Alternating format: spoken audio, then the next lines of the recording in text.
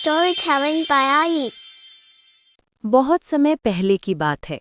नंदावन नाम का एक समृद्ध राज्य था। वहाँ के राजा साईनाथ न्यायप्रिय और बुद्धिमान थे। उनके राज में प्रजा सुखी थी, व्यापार फल फूल रहा था और चारों ओर शांति थी। महल में कीमती जवाहरात, सोने चांदी के गहने और प्राचीन खजाना सुरक्षित रखा जाता था। महल की सुरक्षा के लिए चौकीदारों और सैनिकों की तैनाती रहती थी। एक दिन महल के मुखिया सैनिक ने राजा को सूचित किया, महाराज, कल रात खजाने वाले कमरे से एक सोने का हार और 2 नीलम की अंगूठियां गायब हो गई हैं। राजा चौंक गए। उनके राज में चोरी हो जाना अकल्पनीय था। उन्होंने तुरंत अपने विश्वसनीय मंत्री रत्नाकर और सुरक्षा प्रमुख सुजय को बुलाया। राजा बोले, खजाना हमारे राज्य की प्रतिष्ठा है। ये काम किसी बाहरी व्यक्ति का नहीं, बल्कि अंदर के किसी जानकार का लगता है। असली चोर का पता लगाकर उसे सख्त सजा मिलेगी। मंत्री ने सुझाव दिया कि महल के 5 कर्मचारी, महल रसोइया हरिराम, गौशाला प्रभारी मोहन, अंगरक्षक जयपाल, सफाईकर्मी रुक्मिणी और महल लेखक देवकी नंदन से पूछताछ की जाए। इन 5 को ही कभी-कभी खजाना कक्ष के पास जाना पड़ता था।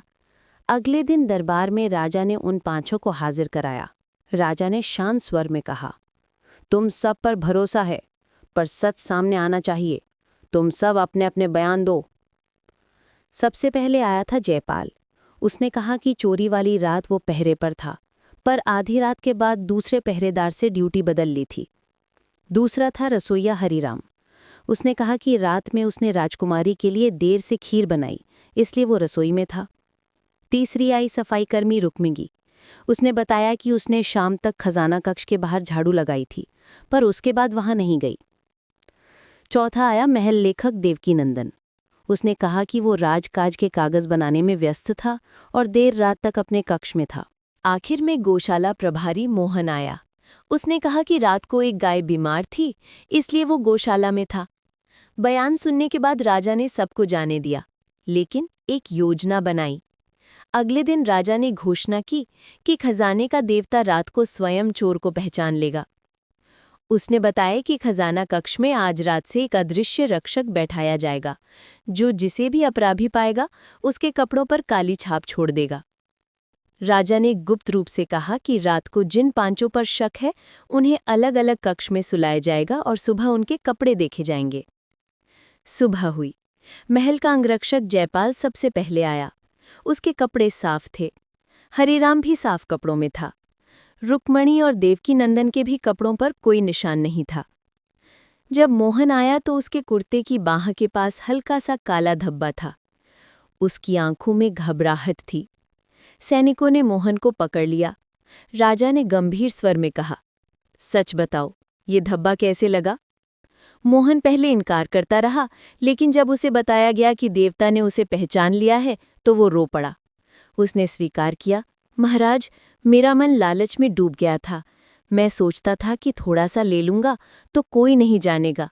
मैंने खजाना खोलने की चाबी की नकल की थी।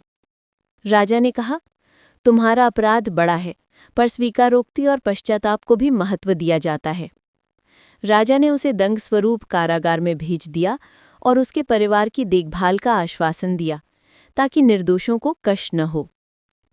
राजा ने दरबार में घोषणा की कि सच्चा रक्षक डर नहीं, विवेक होता है, और न्याय तब जीतता है जब सत्य सामने लाया जाए।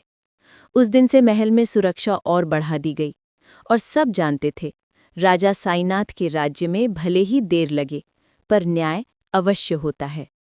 Like and subscribe for more stories by Ai।